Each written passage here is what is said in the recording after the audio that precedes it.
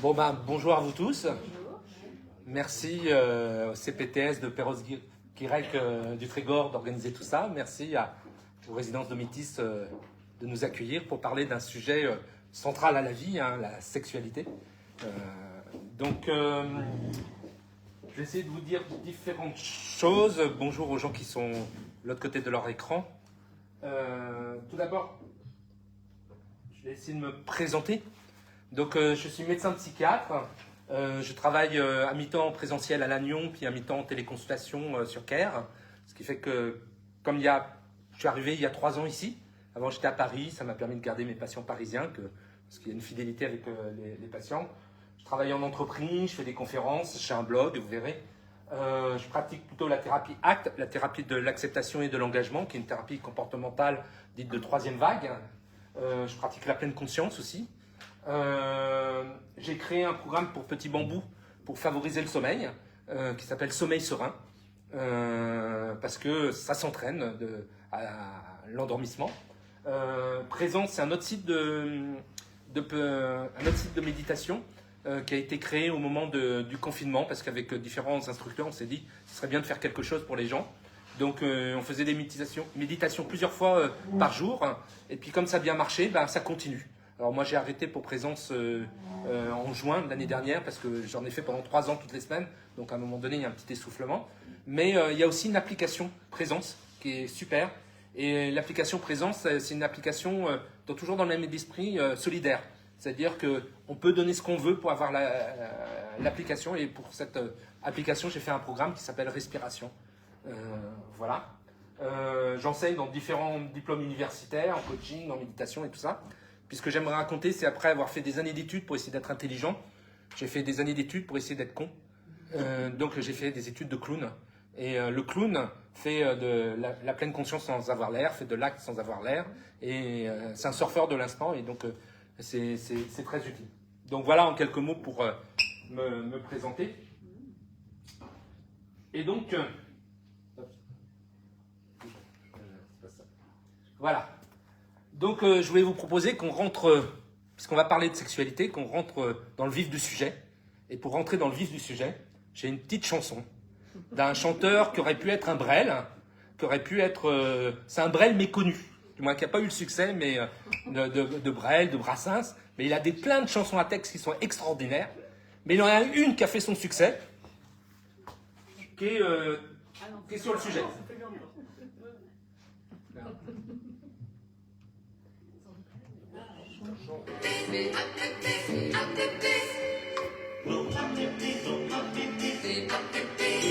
Adolescents paumés qui saignent les vieillards pour de la monnaie.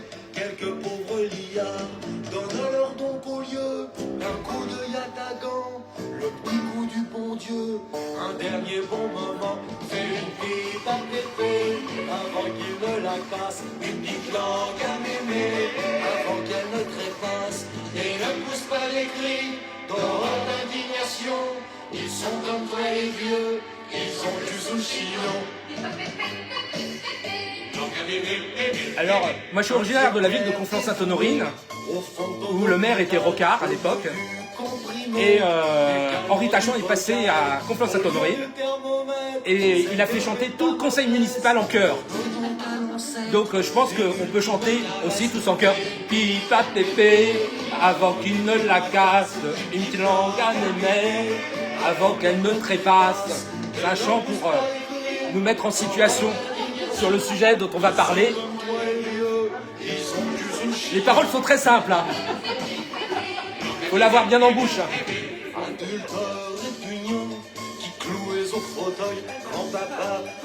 Malheureusement, il est mort l'année dernière, je crois, Henri Tachon. Mais il a des chansons en texte qui sont très très beaux. Allez, un petit dernier refrain. Tous en chœur. Fais une pipe à pépé avant qu'il ne la casse. Lance à mes mères avant qu'elle ne trépasse. D'horreur, d'indignation. Ils sont comme vous les vieux, ils sont plus sous chillon.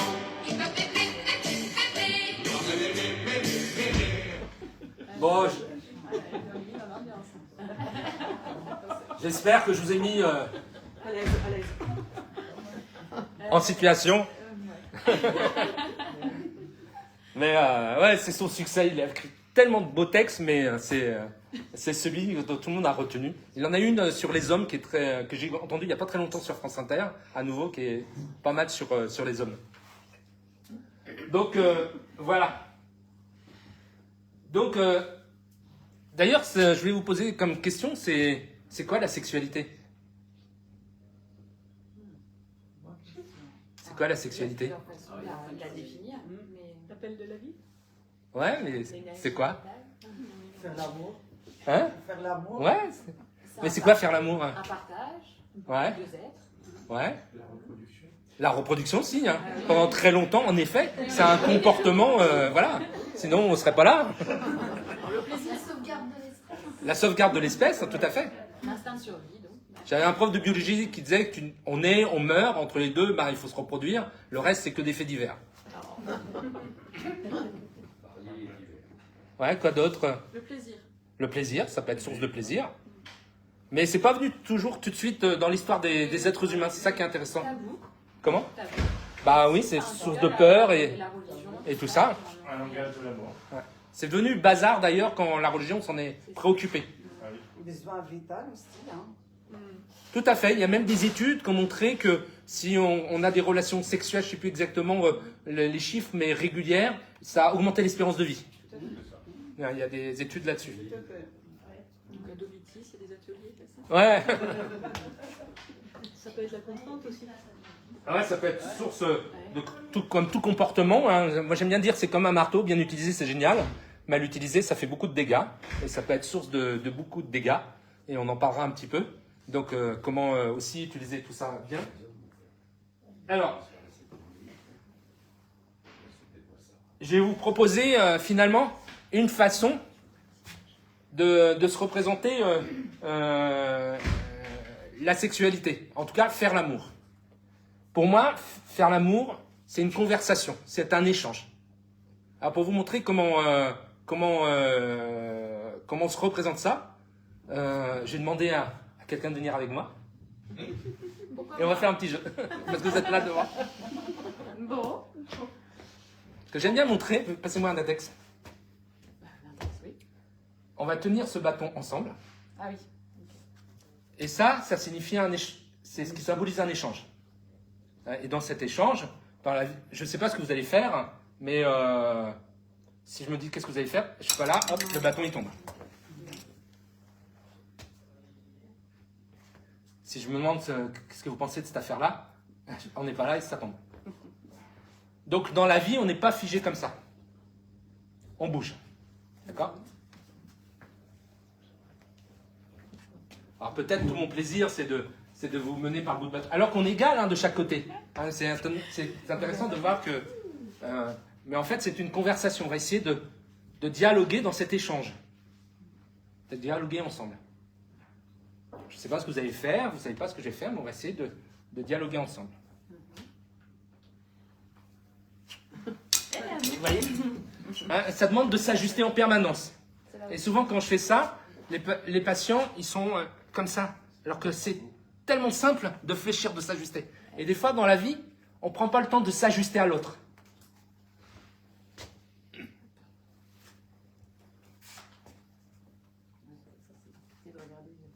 Et puis, je ne sais pas si vous voyez, mais j'ai l'impression que vous ne respirez pas beaucoup. Oui, c'est vrai. En effet, il faut se concentrer. Donc, on se met souvent en apnée. C'est vrai. Donc, c'est intéressant dans tout échange, peut-être mettre plus de respiration, de se préoccuper plus à la respiration qu'autre chose. Hein, de respirer pour être dans ces dialogues, dans cet échange. Doucement. Et puis, on peut compliquer les choses et faire ça les yeux fermés. Ah, mais c'est peut-être même mieux. Ouais, parce que les yeux, ça donne à penser. Et finalement, je ne sais pas si vous connaissez un petit peu la danse contemporaine, mais Martha Graham disait que c'est la respiration qui conduit le mouvement. Donc, il ne faut pas essayer de faire quelque chose, mais d'être dans un dialogue où on s'ajuste mutuellement. Mais ça demande beaucoup d'écoute, beaucoup d'engagement. On va faire une dernière fois.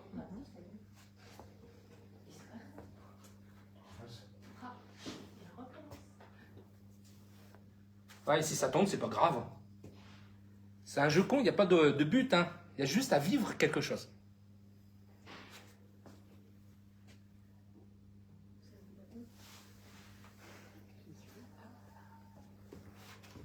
Ouais, ça me demande beaucoup d'écoute, de flexibilité, de jeu. Puis essayer de chercher son plaisir, de ne pas être dans la performance. On va s'arrêter là. Ok. Alors, c'était comment pour vous de faire ça?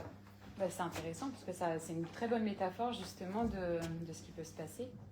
Et penser à respirer. Et puis finalement, les yeux fermés aussi, c'est pareil, on déconnecte le visuel, donc c'est plus facile. Ouais. C'est ce que j'ai trouvé. Parce que, restez là deux petites secondes, dans la vraie vie, quand on discute, quand je suis en consultation, il y a un bâton virtuel qui fait 2 mètres entre vous et moi. Et puis, à un moment donné, si au moment de l'échange, je commence à vous parler comme ça, vous sentez qu'il y a quelque chose qui s'est coupé. Et puis, je me reconnecte à vous. Donc, dans la vie, il y a 2 mètres. Mais dans les relations sensuelles et sexuelles, au fond, c'est une conversation, pareil, où il n'y a plus de distance, il y a une sorte de bâton d'1 millimètre. Et on va essayer d'être dans cette écoute, dans ce dialogue. C'est une conversation où on échange. On n'est pas dans le faire, on est là pour vivre cette conversation sensuelle, cet échange. Et pour pas être dans le faire, parce qu'il n'y a plus de dialogue. Merci. Donc, certes, il peut y avoir des sexualités, il n'y a pas de règle dans les sexualités, mais il peut y avoir des sexualités beaucoup plus dans le passage à l'acte, dans l'action. Mais peut-être ce qui est intéressant à vivre, puisqu'on n'est plus dans une problématique aujourd'hui de reproduction, c'est devenu bien plus que ça, la sexualité, avec notamment pouvoir être dans un plaisir, dans un dialogue, dans un lien à l'autre. Et bien peut-être ce que je vous propose, c'est de voir la relation sexuelle comme une conversation des 5 sens.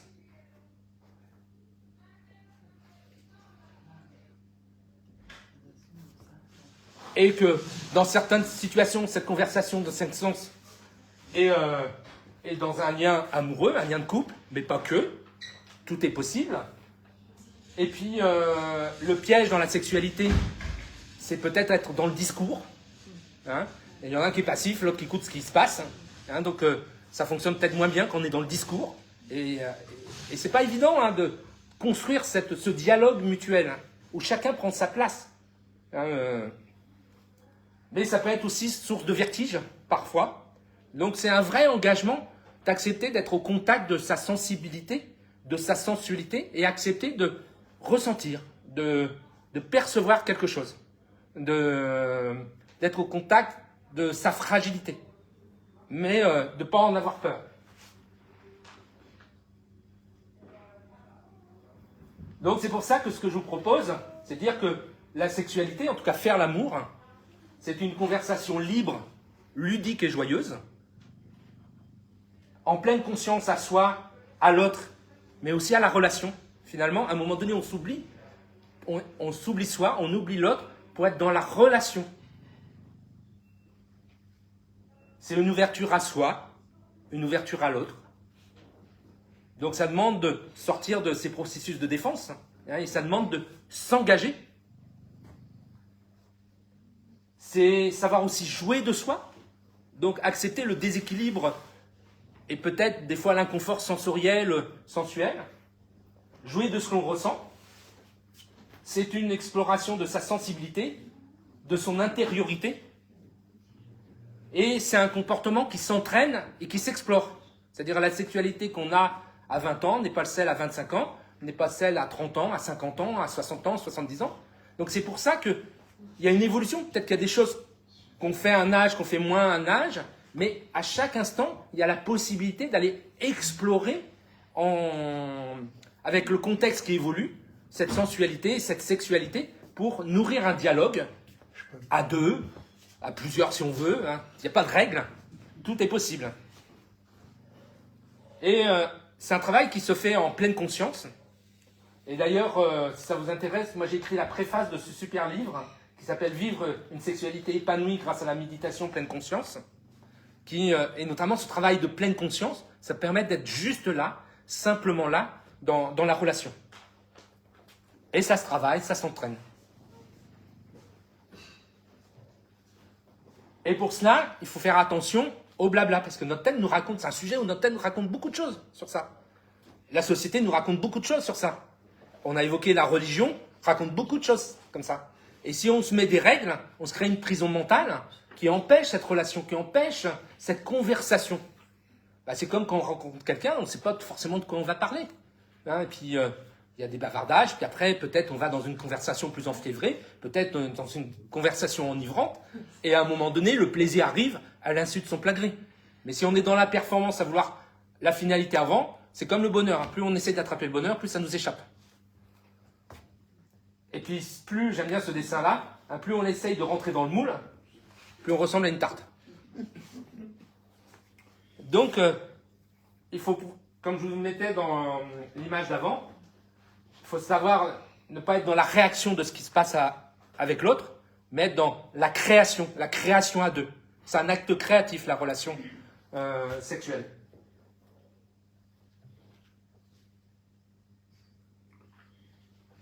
Et donc, la sexualité n'est pas raisonnable, c'est-à-dire qu'il n'y a pas de règles.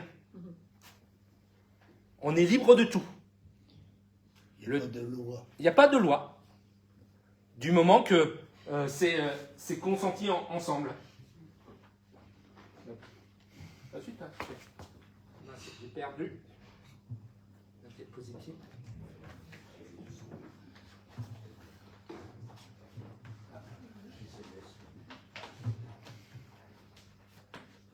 Je revienne. Je suis désolé.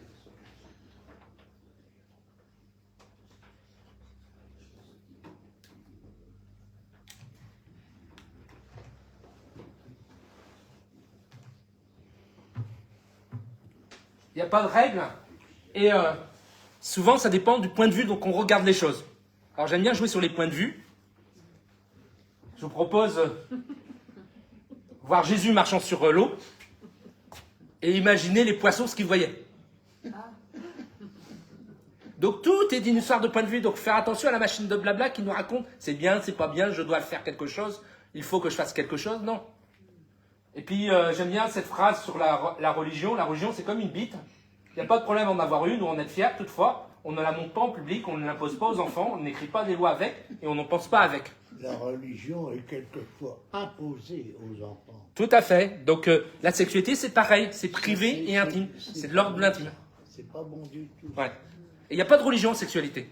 Il n'y a pas de religion en sexualité. Mais la religion s'est beaucoup occupée de la sexualité. Ah oui. Pas toujours dans le bon sens. Pas toujours dans le bon sens. Elle a mis des règles. Donc, c'est à chacun de voir, selon son point de vue, quelle sexualité fonctionne pour soi. Est-ce que c'est une sexualité, c'est quelque chose de sérieux, on va surfer la vie en oubliant, en lâchant pas son costume de tous les jours?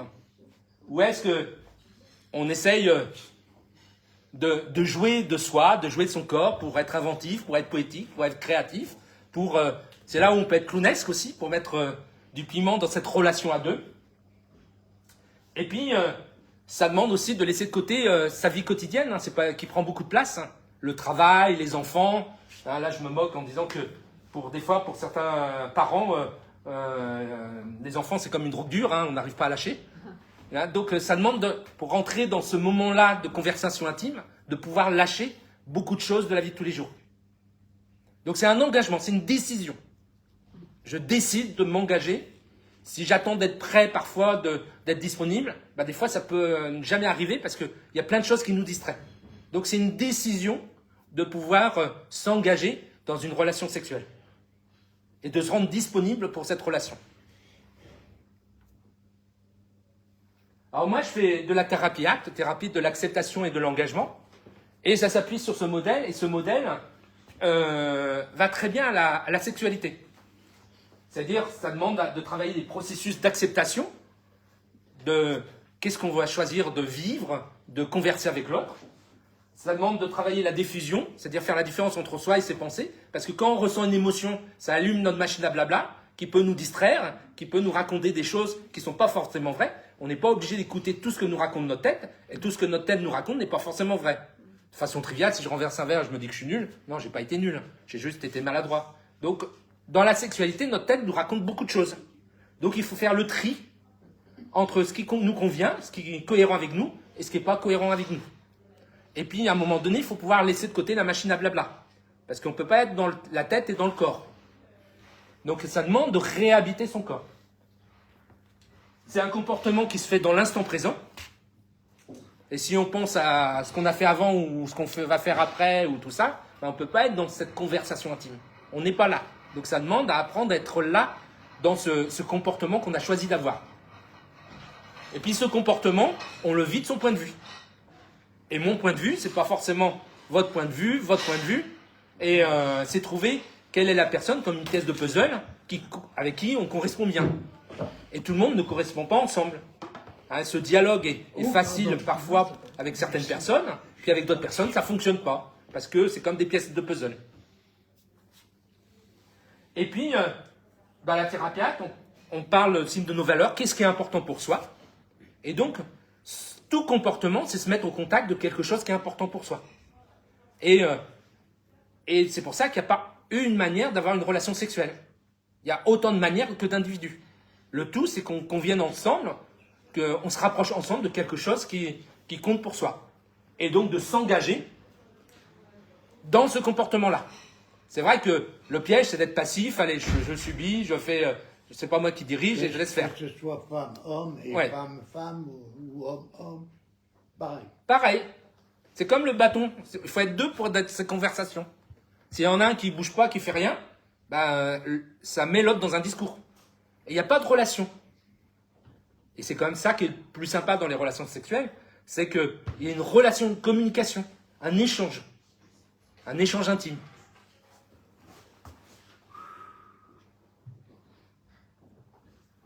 Donc, pour avoir cet échange intime, ça demande de se sentir en sécurité. C'est la sécurité qui ouvre ça. Et c'est ça qui ouvre la liberté. Donc pour ceux qui ne voient pas, j'adore ce dessin, ça me fait mourir de rire. J'ai le hockey, Micheline, fais-moi peur, je suis enceinte. C'est-à-dire maintenant les hommes et les femmes ne restent plus aussi longtemps ensemble. Je vais prendre mon exemple, j'ai 91 ans et 67 ans de mariage. Ça fait beaucoup. Question de point de vue? Mais vous savez, c'est... Pour qui? Il y a un proverbe qui dit changer, c'est vivre. Est-ce que c'est vrai? Ça dépend de son point de vue. Non, Il n'y a pas de règle. Mais ça s'use avec le temps, vous savez. Ah oui, mais en tout cas, toute relation, et comme un jardin, ça se jardine. C'est-à-dire que souvent dans les relations, au début, il y a de l'amour, il y a de la passion, mais si on les mêmes réactions. Mais si on jardine pas ça, bah à un moment donné, ça s'éteint. Et on va dans des automatismes ou comme un jardin, s'il y a plein de mauvaises herbes. Ma place n'est pas ici. Moi, j'ai plus rien à apprendre. Il y a toujours des choses à explorer. C'est toujours intéressant. Il y a toujours des choses à explorer. Mais c'est vrai. C'est vrai. Que voulez-vous, 67 ans de mariage, je sais pas, ça fait quoi. Et avec la même. Ouais. Vous vous rendez compte? Mais moi, j'ai une patiente auquel j'ai beaucoup appris, qui a été presque comme vous, 60 ans avec son mari. Ouais. Et puis, il y a eu des hauts, des bas, mais au final, c'était pas si génial que ça, sa vie de couple. Et puis, il est mort, ça peut arriver. C'est tellement long quand on arrive à cet âge-là, vous savez, on n'a plus les mêmes. Et elle a 75 ans. Et à 75 ans, elle a rencontré quelqu'un sur la plage. Et elle dit que maintenant, sa vie est magique. Elle a découvert quelque chose. Et quelque chose qu'elle pensait qu'elle n'aurait jamais rencontré. Je veux bien croire. Donc, il y a tous les âges, il y a quelque chose de possible. Il faut jamais renoncer. Mais en tout cas, ce qui est important dans une relation intime, c'est de se sentir en sécurité. C'est la sécurité qui ouvre la liberté de vivre et de ressentir quelque chose.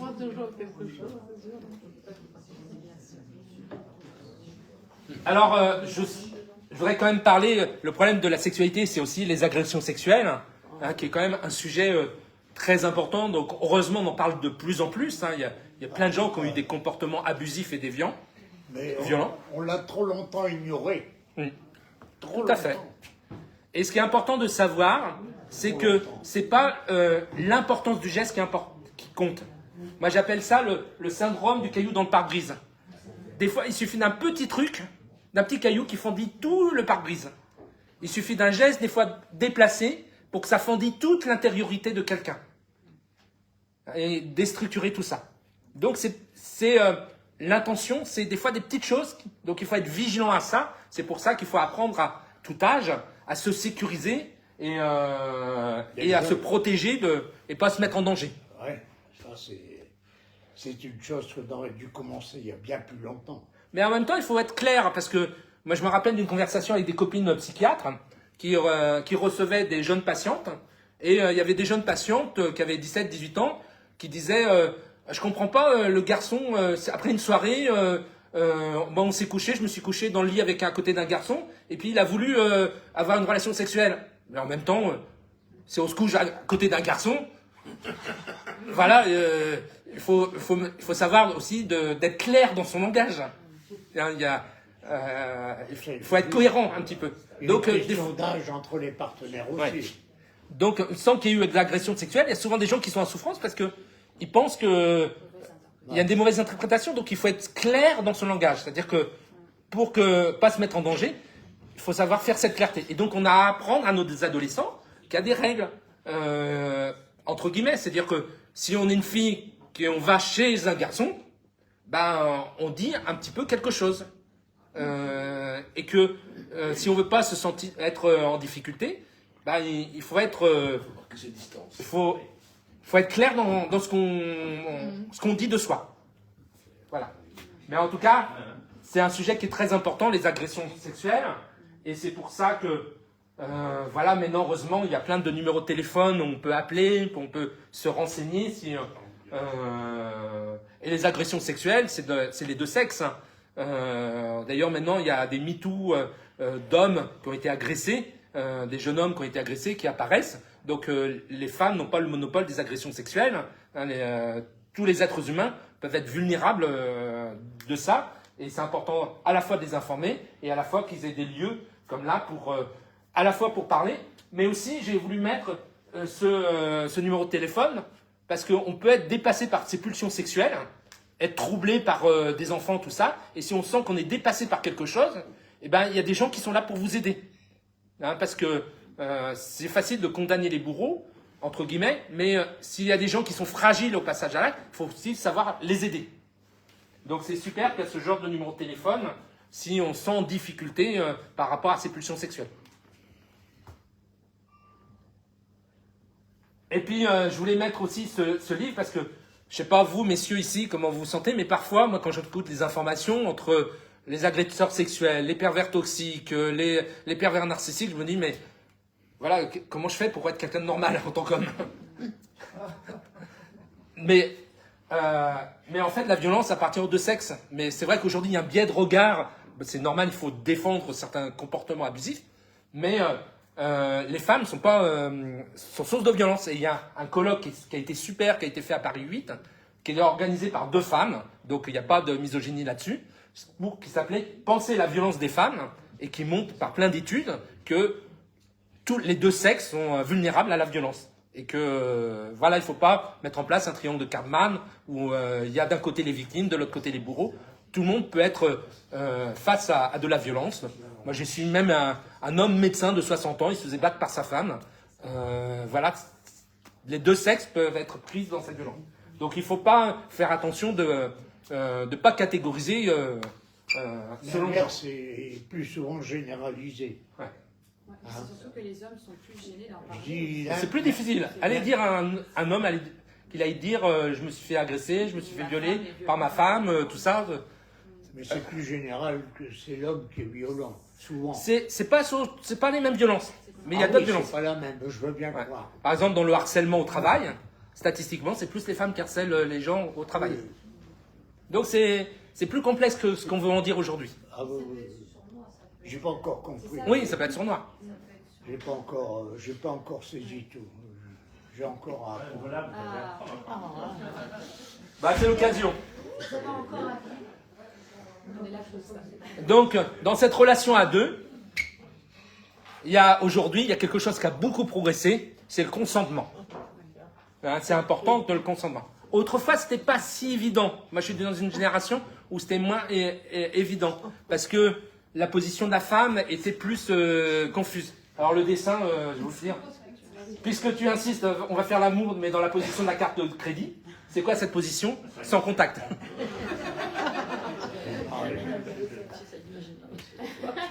Donc,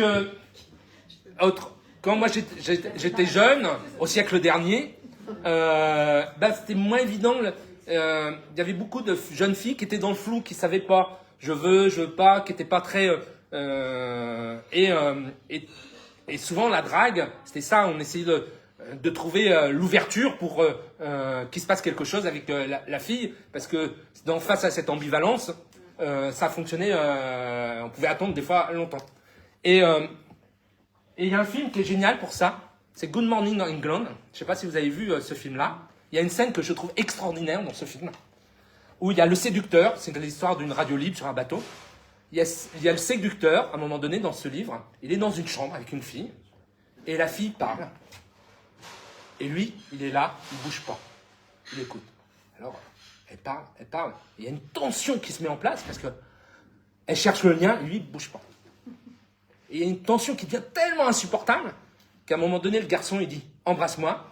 Et la fille, elle est tellement soulagée qu'il se passe quelque chose qu'elle l'embrasse. Elle ne s'est pas posé la question, est-ce qu'elle veut pas, est-ce qu'il y a le consentement, tout ça. Et pendant longtemps, il y avait ce jeu social qui se faisait, et heureusement ça a évolué, on est plus dans un dialogue où chacun prend sa position, chacun est conscient de lui, de sa volonté, de ce qu'il souhaite faire, et donc il y a ce travail sur le consentement qui est nécessaire. Mais en même temps, c'est difficile on ne va pas signer un papier quand on est adolescent dès qu'on va avoir une relation sexuelle pour être sûr.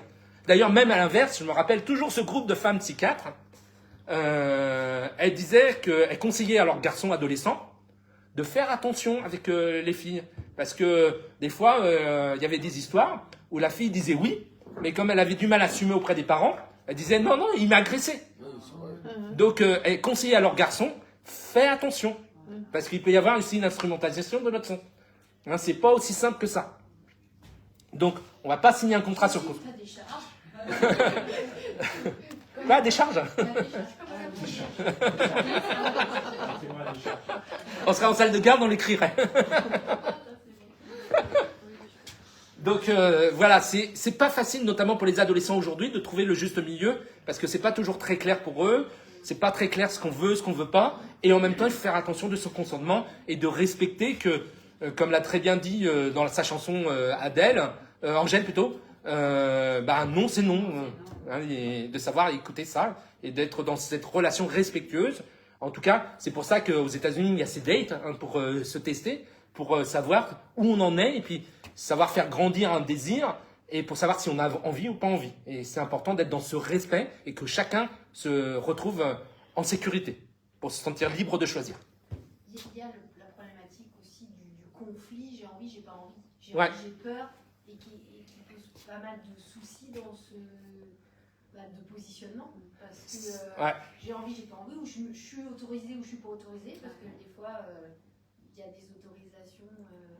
Et pour une jeune adolescente, Pour les adolescents, il y a des adolescents qui ont le désir, ouais. mais qui ne sont pas autorisés par les parents ou par tout ça, et ça vient mettre un conflit entre j'ai envie, mais en même temps j'ai pas le droit, ou voilà, et du coup ça peut aussi participer à des contextes agressifs où voilà, comme je sais pas trop ce que je veux, et parce que déjà moi-même en fait, je suis pas claire, et du coup il peut se passer aussi des tout à fait, ça crée une confusion qui peut déborder et c'est pour ça que l'éducation sexuelle c'est intéressant chez les adolescents. C'est pour ça que travailler l'affirmation, moi je trouve que à part toutes les adolescentes devraient faire un sport de combat à un moment donné. C'est pas pour combattre, mais c'est pour muscler sa présence, pour muscler son affirmation de soi, pour pouvoir exister vraiment exister l'autre côté du bâton, pour prendre de la solidité et de l'affirmation. Ouais, prendre confiance en soi. Parce que dans ces moments de confusion, parce que on dit entre guillemets que les filles ont plus d'émotions que les garçons. Ça, c'est pas moi qui le dis, c'est Stéphanie Ayuso dans son livre. Elle dit ça, mais ont plus de difficultés à les gérer. Je caricature, les hommes ont plus de pulsions que les filles ont plus de difficultés à gérer. Mais dans la confusion des émotions, c'est pas facile de savoir ce qu'on veut parce que les émotions disent quelque chose, la machine à blabla dit autre chose, l'éducation, comme tu disais, dit autre chose, les règles qu'on s'imagine dit autre chose, et donc des fois c'est très très confus. Et puis ça peut créer après des réactions, et c'est là qu'on est soit à passer à l'acte vis-à-vis du partenaire, soit à reprocher à l'autre d'être passé à l'acte. Donc c'est pas simple pour nos adolescents aujourd'hui aussi de s'y retrouver. L'actualité judiciaire fait des choses aussi compliquées. J'ai vu récemment. Je vais partir parce que Un film sur France 5. Ouais.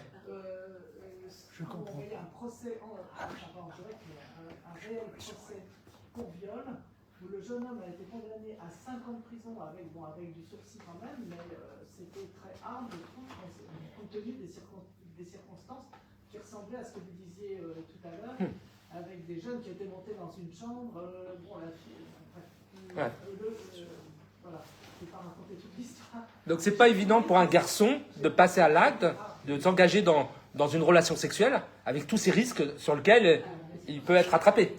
Bah oui. Et de prendre confiance en lui, parce que c'est pas évident de rentrer dans une intimité, c'est pas évident pour le garçon, parce qu'il y a un risque, il y a ce danger-là aussi pour lui. Donc il y a des dangers de chaque côté. Les garçons timides, ils sont désavantagés parce que les autres ont de l'influence sur lui. C'est pas bon, ça. Ouais, alors c'est pour ce que j'ai voulu montrer sur ce dessin que j'ai détourné d'autre chose. Là c'est un docteur, mais ça pourrait être un jeune garçon ou une jeune femme qui veut aller, son but c'est d'avoir une relation sexuelle, mais il y a beaucoup de gens qui vont parasiter les propos de la famille, ses rêves sur la relation à deux, les amis, les faux amis qui disent des choses, tu devrais faire ceci, tu devrais faire cela. Les gens qui sont pessimistes par rapport à la sexualité, la société qui dit quelque chose, la peur, la culpabilité. Donc il y a plein de choses qui vont venir, notamment pour un jeune adolescent, comme obstacle à s'ouvrir à cette sensibilité, à cette intimité, à cette sensualité. Je vais partir parce que Ouais. je m'excuse, j'en ai entendu assez. Kenavo, vous êtes équipés. Au revoir. Je sais plus de mon âge. Et puis, j'aime bien détourner cette phrase, ce dessin de Forrest Gump, et de dire que le partenaire qu'on rencontre, c'est comme une boîte de chocolat, on ne sait pas sur quoi on va tomber. C'est-à-dire, des fois, on peut s'entendre bien avec quelqu'un, on peut avoir une bonne complicité familiale, de vie de couple, et puis derrière, la sexualité, ça ne marche pas très bien. Et on peut être embêté parce que on fait un bon couple, on fonctionne bien ensemble, mais la sexualité, elle fonctionne pas bien, ou elle est trop pauvre, ou il n'y a pas les mêmes envies, il n'y a pas tout ça. Et c'est pas simple aujourd'hui de bien fonctionner, d'avoir une complicité à la fois de famille, de couple, intellectuelle, culturelle, et sensuelle et sexuelle. Hein, ça fait beaucoup de choses à bien s'emboîter. Hein, c'est pas évident de tout ça. Donc, qu'est-ce qu'on fait avec ça? Est-ce que on se sépare pour tenter de trouver quelqu'un d'autre? Est-ce que on a une vie autre à côté? C'est à chacun de trouver son chemin. Et puis, ça demande d'oser une relation sexuelle, d'aller dépasser ses peurs, d'apprivoiser sa sensibilité et sa peur. Parce que les émotions, la sensibilité, ça fait toute chose. Et comme l'anémone, au début, quand ça touche, on a envie de... C'est pas évident d'être au contact de ces choses très intimes.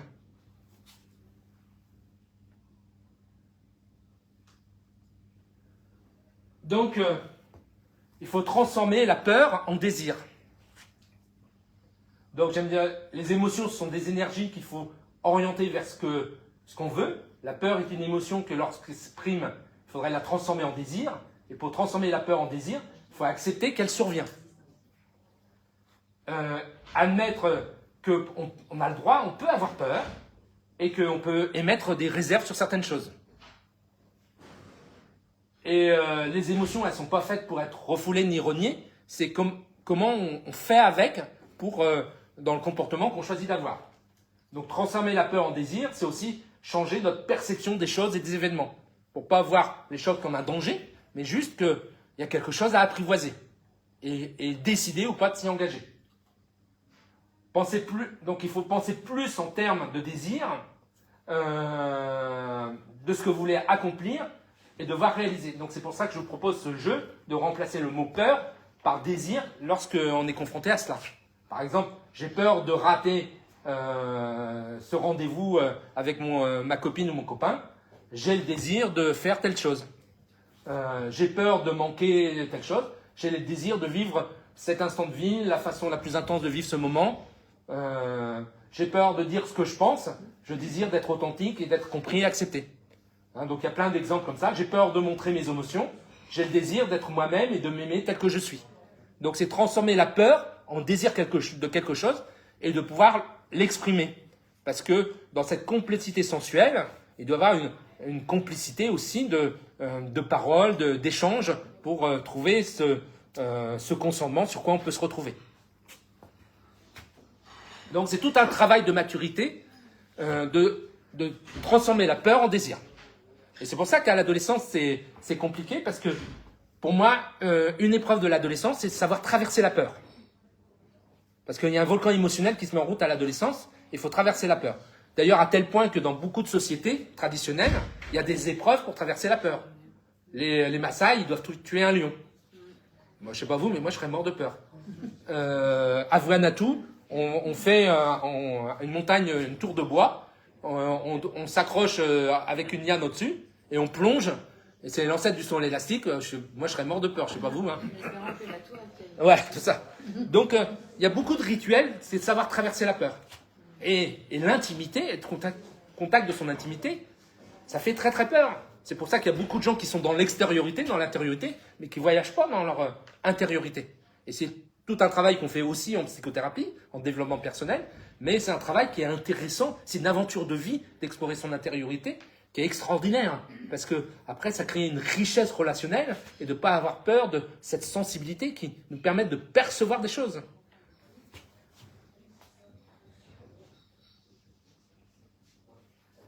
Et donc c'était pour vous dire que la sexualité, ça se fait à tout âge. Quelle que soit l'évolution du corps, de ce qu'on est. Il y a toujours la possibilité d'être créatif.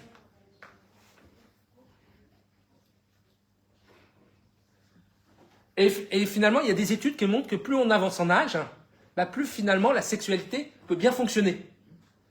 Alors, il y a une étude qui a montré que les 3/4 des personnes interrogées ont confirmé avoir observé un changement dans leur sexualité après 50 ans. Mais 45% concèdent avoir connu leur meilleur rapport en étant plus âgés. À 50 ans, les femmes osent plus parce qu'elles ont plus d'expérience. Et elles savent ce qu'elles aiment. Donc elles savent dire ce qu'elles veulent et comment elles veulent être dans cet échange. Elles sont plus présentes. Et donc à cet âge-là, elles peuvent être plus libérées, d'autant plus que souvent les enfants sont partis, donc il y a moins de contraintes, elles sont moins prises par des contraintes de la vie de tous les jours, donc elles peuvent plus se libérer pour participer à cet échange, à cette conversation sensuelle et sexuelle. Et puis en plus, il n'y a plus de risque de grossesse. C'est aussi important. Ouais. C'est ça qui a beaucoup changé aussi. J'aime bien souvent dire qu'il y a eu 2 grandes révolutions au XXe siècle. C'est qu'au XXe siècle, on a doublé l'espérance de vie. Et aujourd'hui, on peut vieillir sans être vieux. Donc ça laisse de l'espace pour vivre des choses, notamment de la sexualité. Alors qu'avant, si on était à 60 ans, on était déjà senior, 3e âge, roulant, et ça offrait moins de possibilités. Alors c'est vrai que la préménopause et la ménopause peuvent modifier la sexualité, car ça entraîne des changements physiologiques, notamment chez la femme, mais toutes n'ont pas les mêmes symptômes, c'est pas forcément égal chez toutes les femmes. Et puis, même si on peut avoir des sécheresses vaginales qui peuvent compliquer la pénétration, la baisse d'oestrogène peut entraîner une baisse de la lipido, la prise de poids peut faire qu'on peut se sentir moins bien dans son corps, mais il y a plein de choses qu'on peut faire, c'est pas une fatalité, et on peut repenser le sexe de manière différente. Et puis, le sexe offre, si on est dans une routine, moins de surprises. Mais si on a travaillé cette créativité à 2, on peut ouvrir de nouveaux champs et casser cette routine qui peut faire que dans les couples, au bout de 67 ans, je ne sais pas comment c'est pour ce monsieur, mais finalement on rentre sur toutes les choses, donc ça donne, on a moins envie, on a moins faim. Donc c'est tout un travail de jardiner l'être humain qu'on est et de savoir se libérer. Donc il y a des solutions. Hein. Pour la sécheresse vaginale, il y a des lubrifiants, mais pas seulement. Il ne faut pas hésiter à en parler au gynécologue ou à la sage-femme. Si on a peur de la pénétration, il y a plein d'autres manières d'avoir de la sexualité autre que la pénétration. Si l'homme a des problèmes érectiles, il peut y avoir aussi des aides, des solutions. Et puis il y a d'autres manières de faire la sexualité à travers le tantrisme ou le slow sex, qui sont d'autres manières d'explorer notre sensibilité. Et puis, est-ce que c'est... Et puis il faut prendre le temps de se reséduire, de se refaire de la place. Et puis il y a plein d'outils pour rebooster le désir. Hein. Il y a les sextoys aujourd'hui, on peut regarder des pornos ensemble, se faire des massages, prendre des douches ensemble. Hein, c'est à chacun d'utiliser les outils à disposition pour nourrir cette sexualité. Toujours pareil, il n'y a pas de règle.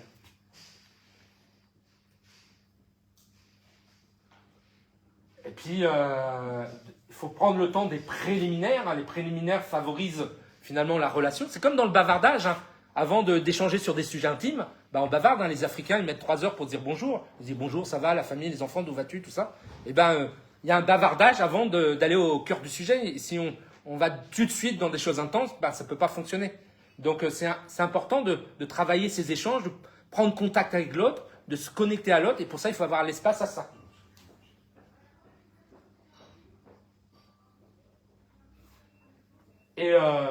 Et donc, après 50 ans, souvent, on est plus calme, on se concentre sur les parties érogènes du corps, on peut prendre plus de temps, on est moins focalisé sur les pulsions sexuelles, donc on peut être plus dans des baisers, dans des caresses, disséminer, explorer le corps de l'autre et se rencontrer. Ça, c'est des dessins de 50 ans, parce qu'à 50 ans, il y a une période maintenant qu'on appelle les quinquados. Les quinquados, c'est des gens qui ont 50 ans, mais comme il n'y a plus les enfants, ils peuvent revivre comme des adolescents. Donc on appelle ça des quinquados. C'est des adolescents avec une carte bleue. Donc on peut vivre plein de choses, avoir un groupe de rock, avoir des copines pour boire du rosé et tout ça.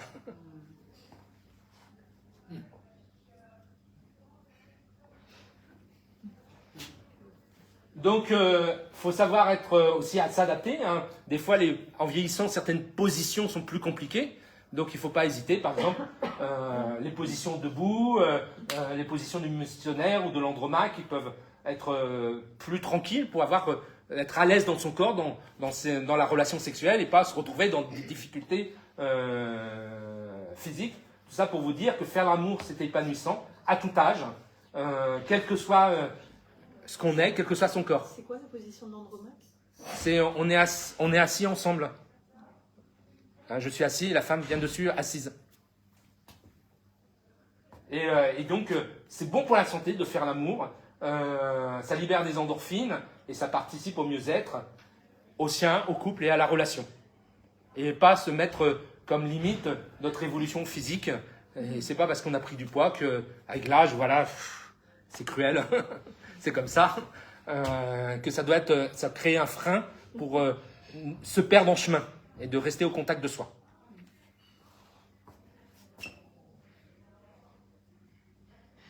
Et puis la sexualité se nourrit de fantasmes.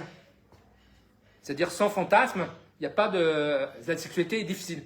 Dans les années 70, on parlait beaucoup qu'il ne fallait pas qu'il y ait de viol, de choses, d'agression sexuelle, tout ça. Et on s'est rendu compte que ça faisait une baisse du désir sexuel. Parce qu'il y avait plein de femmes qui s'interdisaient des choses. Mais c'est pas parce qu'on rêve, qu'on fantasme d'un viol ou d'une agression sexuelle qu'on veut forcément que ça arrive dans la réalité. Et donc, il faut faire la différence entre les fantasmes et la réalité. Et il y a plein de femmes, et même des hommes, qui ont eu des problèmes de sexualité parce qu'ils s'interdisaient de rêver, de fantasmer des choses.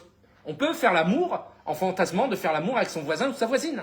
Ça ne veut pas dire qu'on veut le faire dans la réalité. C'est deux choses différentes. Mais le fantasme nourrit le désir. Donc, voilà, être positif, ça ne signifie pas que la vie parfaite est parfaite, ça signifie qu'on peut choisir de voir le bon côté des choses et utiliser cette machine à blabla pour alimenter notre fantasme. Hein, et puis, voilà, à tout âge, on peut jouer et même être punk à 90 ans.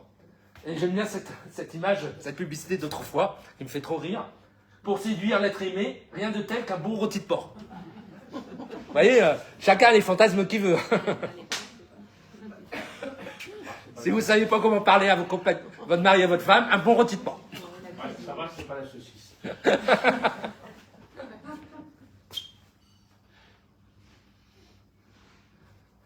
Mais le comportement sexuel n'est pas un comportement sans risque, parce qu'il y a des risques de grossesse, quand on est dans cette fenêtre de tir, il y a des risques de maladies sexuellement transmissibles, donc c'est important d'être dans une relation honnête, préventive par rapport à ça, et que ça va être un des éléments du consentement. Alors, et de ne pas être dans le mensonge. Et cette photo, elle me fait trop rire sur le mensonge. Vous souvenez-vous de votre premier mensonge? Bon, attendez les gars, je reviens promis.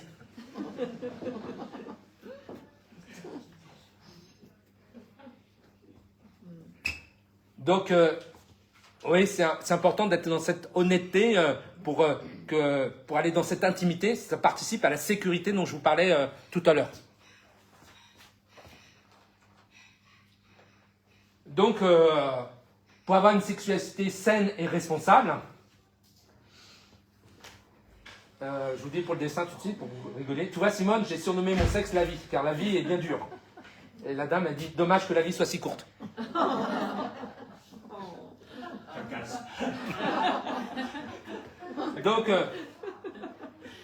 Donc, pour avoir une sexualité positive, il faut savoir que la sexualité, c'est les Canadiens qui ont fait ce petit encart, parce qu'ils sont très forts dans la psychoéducation, tout ça, les Canadiens. Hein, c'est-à-dire que la sexualité, ça vient du cœur, de la tête et du corps, c'est l'ensemble de l'être qui s'engage. Il faut adapter des valeurs et des comportements qui favorisent un bien-être émotionnel et relationnel. Il faut réfléchir à ses valeurs, à ses croyances quant à la sexualité. Être inclusif au regard de la diversité sexuelle. Voilà, chacun ses goûts. Et c'est pas parce qu'on n'a pas goût pour quelque chose que l'autre n'a pas le droit d'avoir un goût pour autre chose. Chacun ses goûts. Et pas mettre de règles là-dessus. Savoir communiquer à l'autre au regard de la sexualité, c'est-à-dire exprimer ses sentiments, ses émotions, ses besoins et ses limites aussi. Et être à l'écoute de ceux des autres. C'est toujours pareil, de l'écoute, de la sécurité. Donner son consentement et être en mesure de gérer un conflit, c'est-à-dire si on n'est pas d'accord, qu'est-ce qu'on fait si on n'est pas d'accord? C'est pour ça que, notamment pour que les femmes, certaines femmes, les jeunes filles ne soient pas passives et subissent, le fait de faire un sport de combat, ça leur permet de pouvoir avoir l'assurance, de pouvoir dire non, je ne veux pas, non, et de ne pas avoir peur du conflit. Ça ne veut pas dire qu'elles vont se bagarrer, hein, mais de pouvoir s'affirmer pour mettre des limites. Détenir des connaissances fiables en matière de sexualité, d'où l'importance de l'éducation des adolescents, reconnaître les manifestations de la puberté, son rôle dans son développement, connaître les maladies sexuellement transmissibles, leur mode de transmission et savoir comment s'en protéger de manière efficace, reconnaître les différentes formes de violence dans les relations amoureuses, parce que il y a beaucoup de drames aujourd'hui, parce que les gens, ils ne savaient pas, hein. C'est l'histoire de Judith Godrèche aujourd'hui, hein. Elle ne savait pas qu'elle était dans une situation dangereuse, donc après ça fait des dégâts bien longtemps après, donc c'est important de le reconnaître pour faire tout de suite ce qu'il faut pour se prévenir, dénoncer, se protéger. Connaître les différents services qu'il y a pour appeler à l'aide. Adopter des comportements adéquats au regard de la sexualité, c'est-à-dire se protéger et protéger l'autre des maladies sexuellement transmissibles et des grossesses non planifiées. Appliquer les règles de sécurité pour éviter ou arrêter une situation d'agression sexuelle. Être critique face à l'influence du stéréotype sexuel, des rôles sexuels et des médias sur la sexualité. Hein, dans les réseaux sociaux, on parle de beaucoup de choses. Il faut savoir pour soi qu'est-ce que c'est. C'est pas parce que ça se dit que des gens disent des choses. Et d'ailleurs, il faut faire la différence entre... J'aime bien dire que dans les réseaux sociaux, on voit la vitrine des gens, mais on ne voit pas leur arrière-cuisine. Et nous, on a aussi une arrière-cuisine. Hein, et de faire attention de... Non, c'est pas parce que ça se dit dans les réseaux sociaux que ça se dit dans la vie de tous les jours que pour soi, c'est valable pour soi. Et pas se laisser intoxiquer par une pseudo-norme ou la volonté d'appartenir à un groupe ou chez les adolescents, d'avoir une sexualité débridée parce qu'on veut se donner un genre, on veut se donner une identité. Et c'est un piège parfois pour certains adolescents qui, avec ce volcan émotionnel qui leur arrive, ils utilisent ce volcan émotionnel pour finalement se construire un personnage mais qui n'est pas en adéquation vraiment avec ce qu'ils sont, et au risque de se mettre en danger. Savoir à qui poser les questions sur la sexualité, être capable de se confier auprès d'une personne de confiance lors d'une situation difficile, et recourir à des services en matière de sexualité et de jeunesse. Donc voilà différents éléments pour avoir une sexualité épanouie. Autre sujet important, la masturbation. Il y a un super livre de Philippe Bruno qui vient de sortir, Éloge de la masturbation pour une sexualité libre. La masturbation fait partie de la sexualité, même en couple. Après, comme toujours, c'est selon ses besoins ou pas, mais c'est une très bonne manière de prendre connaissance de son corps, d'apprivoiser son corps, d'apprivoiser sa sensibilité et sa sensualité. Après, il n'y a pas de règles, toujours. Les règles, c'est que des histoires qu'on se raconte. C'est à chacun de voir ce dont il a besoin, comment il vit son rapport à son corps. Mais en tout cas, la masturbation, c'est un outil qui peut être très utile pour se connaître et pour vivre aussi des choses avec soi. C'est comme quand on mange, on peut manger avec quelqu'un, puis on peut manger tout seul. Donc il y a un super livre qui est sorti de Philippe Bruno, Éloge de la masturbation pour une sexualité libre. Puis il y a les problèmes des écrans. Les écrans, c'est des tues l'amour. Parce qu'on est hypnotisé par quelque chose. Et il y a beaucoup de couples qui sont en souffrance aujourd'hui à cause des écrans. Alors, j'aime bien ce dessin. 2 millions d'années d'évolution pour seulement perdre les poils.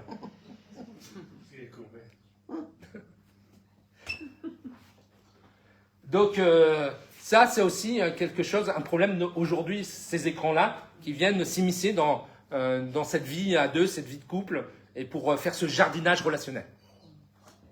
Moi, attends 5 minutes, j'ai pas terminé mon jeu, voilà, je suis sur mes réseaux et tout ça.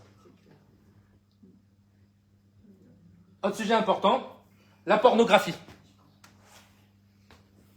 Alors, je vous dis, chaque fois qu'un acteur décède, il repasse tous ses films. Et madame a dit, vivement le décès de Rocco Siffredi.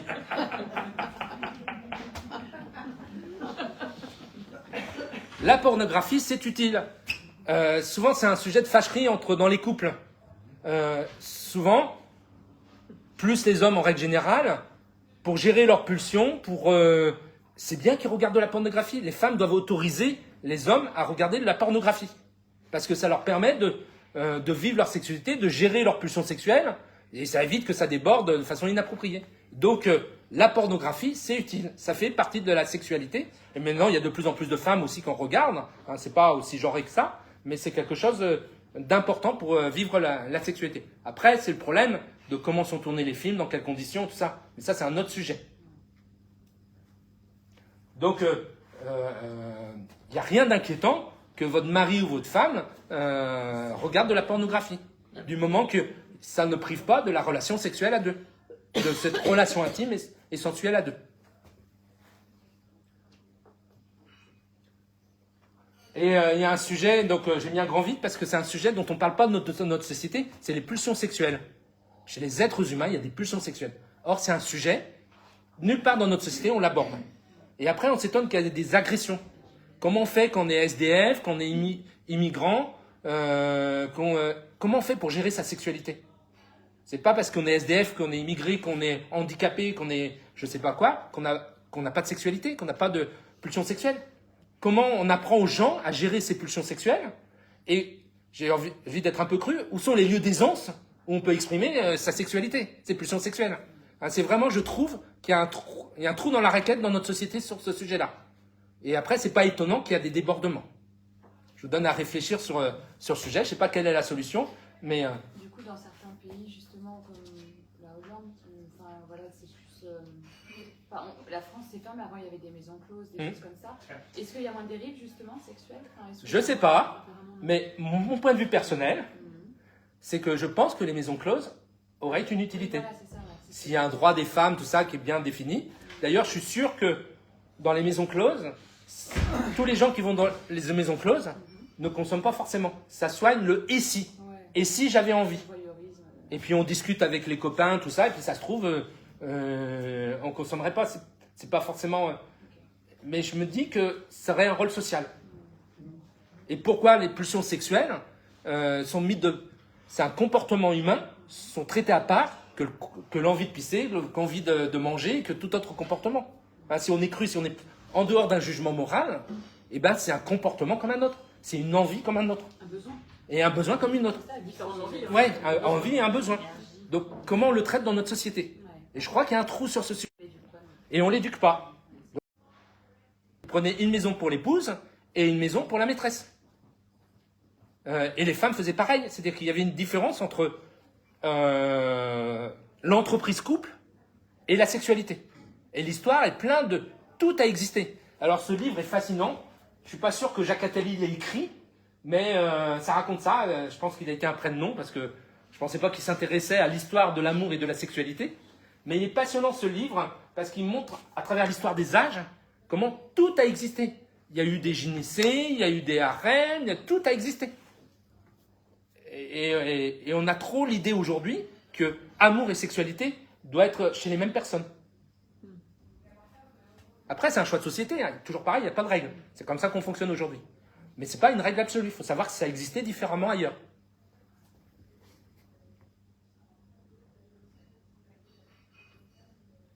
Alors, je voudrais terminer là-dessus. Est-ce qu'il faut baiser ou faire l'amour? Et pour ça, j'ai un petit texte. Non, j'ai un petit texte sur lequel je voudrais terminer. Alors, je vais essayer de le retrouver là. Que j'ai mis sur mon blog.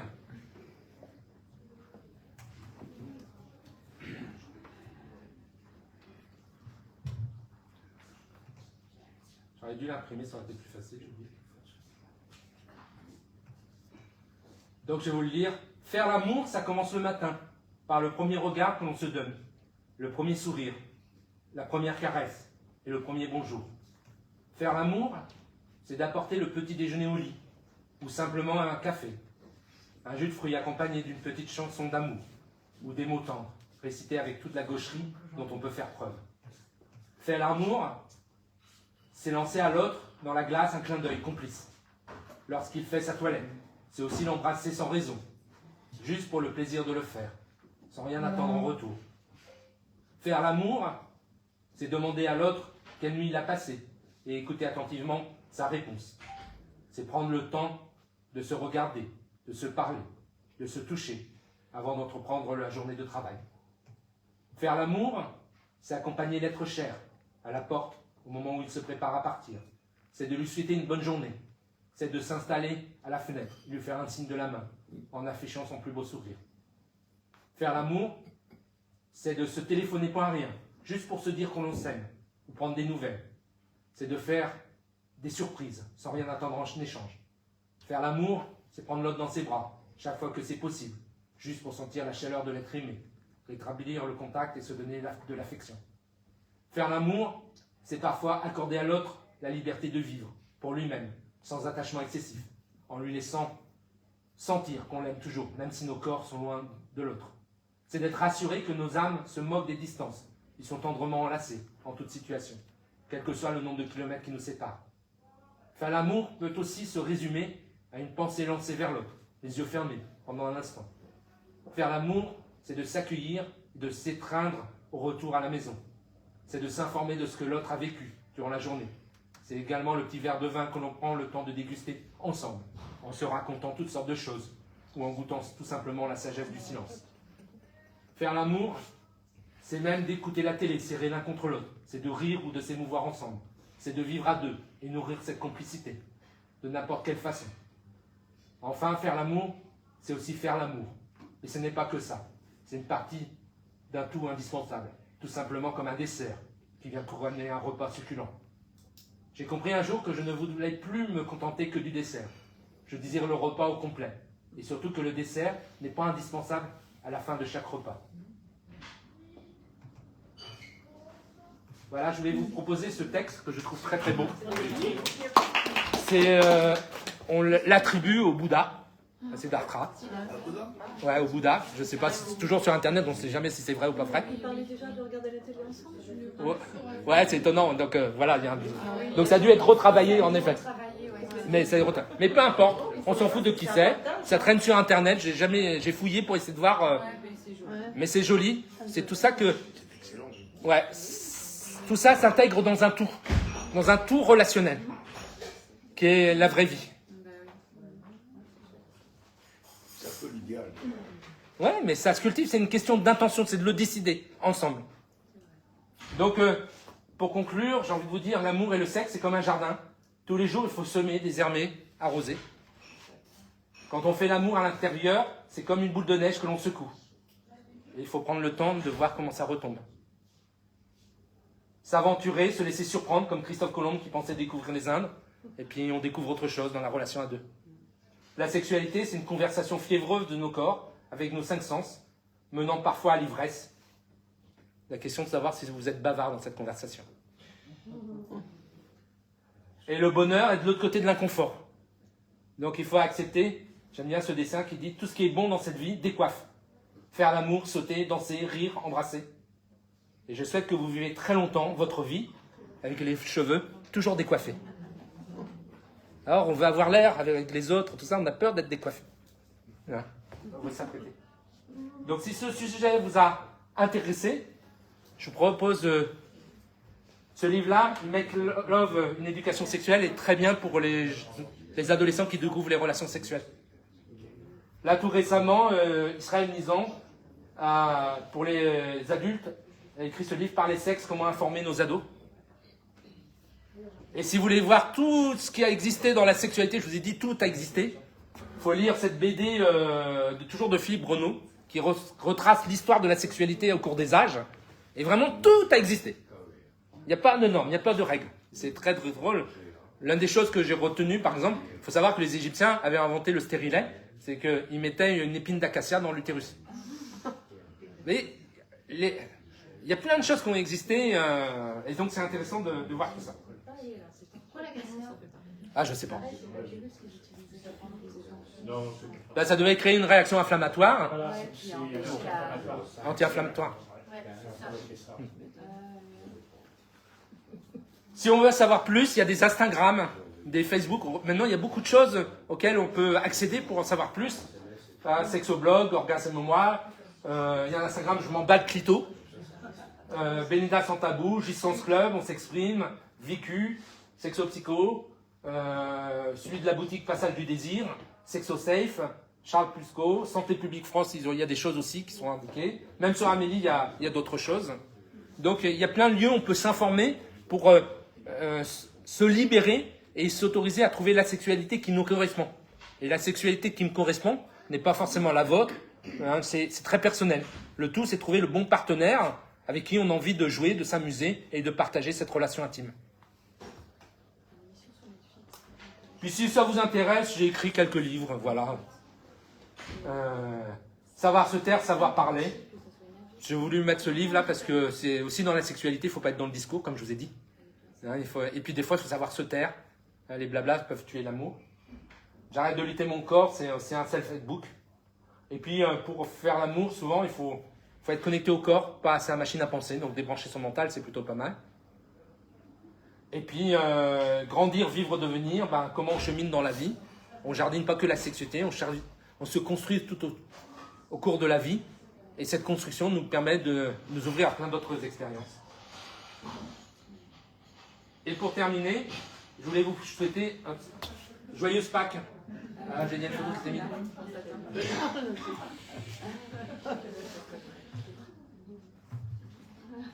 Voilà, joyeuse Pâques les filles. Donc si vous aimez ce que je vous ai raconté, j'ai un Facebook à mon nom, je fais plein de choses, un LinkedIn pour l'entreprise, mon blog, des trucs de méditation, puis voilà, puis on a du temps pour échanger, débattre, je sais pas. Qu'est-ce que ça vous a donné à penser, à ressentir, tout ce qu'on s'est raconté? Quel est votre point de vue sur ce sujet? Finalement, c'est qu'il n'y a pas Ouais. de limite, entre guillemets, quoi. C'est seul qu'on se fixe, en fait, avec un partenaire ou pas. C'est ça, c'est qu'il n'y a pas vraiment une façon de définir. Non. Du moment qu'on est en sécurité, qu'on est dans le consentement, il n'y a pas de limite, tout est possible. Il n'y a pas cette sexualité à l'école de cours de sexualité pour apprendre aussi. Ça commence tout souvent. En tout cas, il y a des règles, il y a des lois là-dedans, mais toutes les écoles ne le font pas forcément.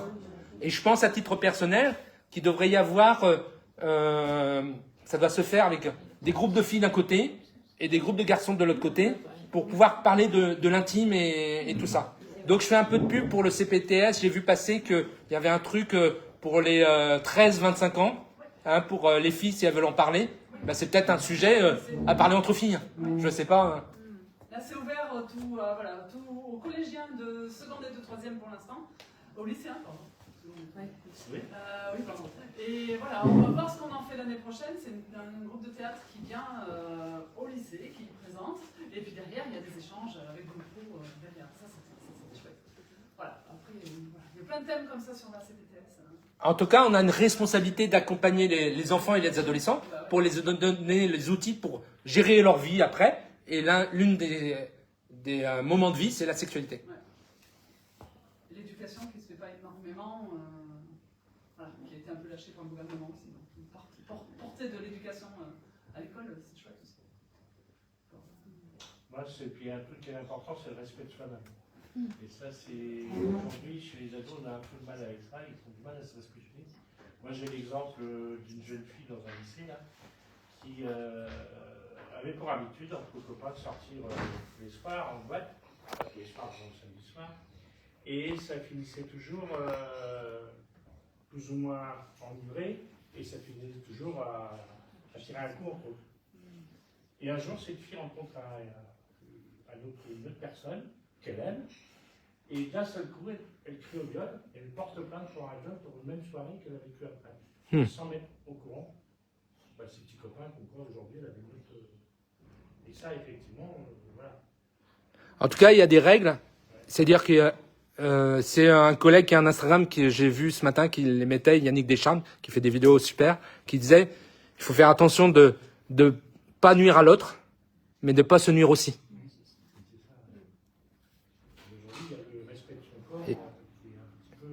Tout à fait. Et de ne pas nuire à notre environnement. Pour trouver le juste équilibre, l'écologie de soi. Et finalement, on en revient à dire que c'est l'éducation. On devrait l'apprendre aux enfants tout petits. Ça doit devenir une normalité, en fait, de pouvoir parler de ça librement. Et si on grandit en sachant comment les choses se passent, il n'y a plus de souci, quoi. Enfin, moins, en tout cas. Oui, il y a une responsabilité des adultes, à la fois nous en tant que parents, et puis du système éducationnel. On reproche à la justice une lenteur absolument extraordinaire dans le des affaires, ce qui fait que les femmes qui déposent plainte voient 3, 4 ans, 5 ans se dérouler. Et donc, ce qui aide actuellement le courant féministe, particulièrement pour dire, et seulement la notion du consentement en justice est assez difficile à trouver.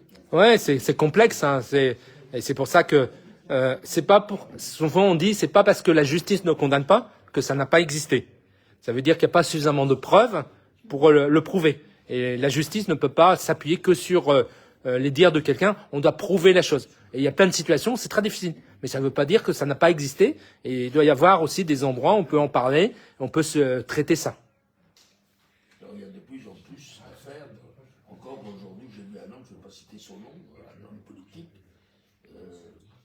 plainte pour harcèlement sexuel, pour violence sexuelle, et un an après, classement sans suite des sanctions. Oui, ça ne veut pas dire que ça n'a pas existé, mais c'est qu'il n'y a pas les preuves. Oui, mais sur le plan moral, Ouais. le type face à sa réputation. Ah, c'est très compliqué. Hein. Il y a des histoires terribles comme ça. Où, moi, j'ai entendu il n'y a pas longtemps une histoire d'une adolescente qui avait eu une agression sexuelle. Son agresseur n'a pas été condamné. Et c'était une souffrance énorme pendant 2 ans. Tellement énorme qu'elle a fini par se suicider parce que c'était trop dur de croiser son agresseur dans la vie de tous les jours. Et c'est très compliqué de trouver le juste milieu. Et puis, ce qu'on oublie beaucoup aujourd'hui, c'est que quand même tout ça a évolué très très vite, hein, les histoires de consentement. Et il y a des personnes comme certaines personnes célèbres ou hommes politiques qui sont encore dans un logiciel du XXe siècle. Et ils se rendent pas compte que c'est plus adapté. On peut plus parler comme ça. On peut plus dire les choses comme ça. Et voilà, c'est heureusement qu'il y a ce changement-là. Et ce changement-là, il faut que tout le monde soit inscrit. C'est pour ça que je trouve qu'il faut plus parler de femmes et d'hommes. Il faut parler d'êtres humains parce que les deux sexes ont leurs difficultés, ont leurs problématiques. Et puis, on a une responsabilité sociale. Si on veut que certains comportements n'aient plus lieu, il faut aider aux gens de savoir comment faire avec leur pulsion sexuelle.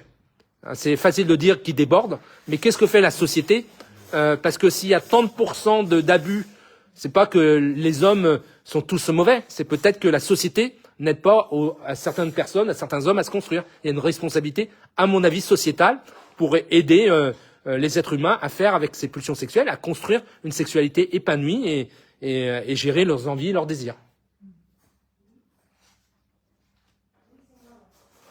D'ailleurs, comment c'est pour vous? Est-ce que vous avez des choses à dire sur comment vous avez appris la sexualité, abordé la sexualité? Non, mais ce qui est amusant, c'est que les jeunes d'aujourd'hui, semble-t-il, je ne sais pas, je peux me tromper, sont beaucoup plus épanouis dans ce domaine-là. J'ai l'impression que ça donne. Il y a moins de peur, moins d'appréhension. Ils abordent subitement, comme ça, ils abordent la relation avec les filles. C'est l'impression que ça me donne. Alors, quelquefois, ça explose, peut-être. Mais nous, notre génération, on était quand même beaucoup plus tardifs, disons. Ouais. Hein, on était peut-être aussi épanouis, mais avec disons, avec un petit retard à l'allumage, quand même. Peut-être, je sais pas, mais est-ce qu'il y a une norme, tout ça? Après, ils ont d'autres problèmes. Je pense que chaque époque a ses problèmes, a ses difficultés. Puis les maladies qui sont pas de l'époque, hein, toutes les maladies en plus, on n'avait pas. Tout à fait. Moi, je suis né, j'ai eu mon adolescence dans l'ère du sida. C'est terrible, hein, vraiment terrible. Hein. Terrible, terrible. Moi, je me rappelle, j'ai une patiente qui parlait à 75 ans aujourd'hui, qui disait qu'elle était tombée enceinte à 17 ans et qu'en fait, elle ne savait pas. Quand on lui a dit, bah, t'es enceinte, elle ne savait pas comment on faisait les bébés. Donc, effectivement, oui, elle avait forcément fait quelque chose pour, mais et que je pense que la génération actuellement, il y a beaucoup de choses qui se passent. L'information, elle est beaucoup plus diffusée. Après, ça ne veut pas dire que ça enlève des problèmes parce que du coup, ça met des normes, ça met des pressions, Ouais. ça met il faut d'eux et du coup, ça coupe aussi du ressenti personnel. Et on passe d'une médecin me dit bah, j'ai fait l'amour parce que bah, c'était naturel visiblement et effectivement, ça peut donner lieu à une grossesse, à toutes les peurs qu'il y a et qui viennent mettre couper notre exploration. Et je pense que j'aime bien dans ton propos qui est vaste, c'est comme tout est possible et du coup ça redonne de la joie, de l'espoir à tout âge, à toute où c'est vivre aussi quoi. C'est expérimenter, c'est vivre, c'est changer, c'est découvrir. Et c'est en ça que les réseaux sociaux peuvent être utiles. C'est-à-dire qu'on a vu, toujours pareil, c'est comme un marteau bien utilisé, c'est génial, mal utilisé, ça fait des dégâts. Mais je vois plein d'adolescents qui savent plein de choses, qui sont bien informés grâce aux réseaux sociaux. Et notamment tous ces sites dont je vous ai parlé, c'est des sites très utiles et ils s'en approprient, ils sont moins naïfs que nous à leur âge. Au début, à 20 ans, je ne connaissais rien. J'en ai 4 fois 20 maintenant, j'ai appris des choses. Au fur et à mesure, Ouais. c'était progressif. Mais à 20 ans, à part aller pour une fille, tirer un coup, c'était ça le but. Ouais. Quoi. On connaissait que ça. Vous avez pas appris les caresses, les machins, Ouais. ceci, cela, tout ce qui est pas avec Bélis. Donc c'est pour ça qu'il faut faire attention de pas juger le passé avec le contexte d'aujourd'hui. Parce que il peut y avoir des biais. C'était un autre contexte.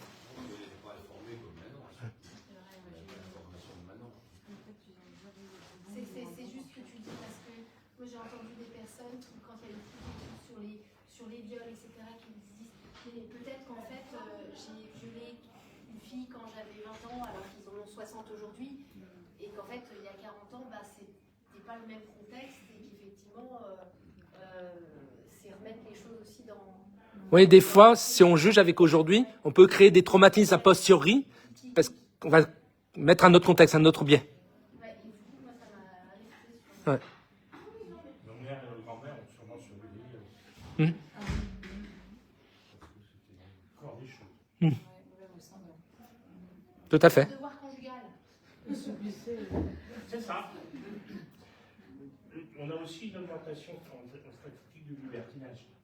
De plus en plus de libertinage, de couples qui vont dans des lieux effectivement pour échanger. Tout à fait. Il y a le libertinage, il y a le polyamour, il y a plein de choses. En fait, il y a plein de groupes d'appartenance différents. C'est beaucoup plus multiple. Après, c'est de trouver l'endroit où on sent bien et avec ce consentement et la sécurité. Mais c'est vrai que le patchwork, je sais pas comment dire, je trouve pas le mot, mais il y a une variabilité, il y a une grande de la sexualité, il y a un panel beaucoup plus large de la sexualité possible aujourd'hui.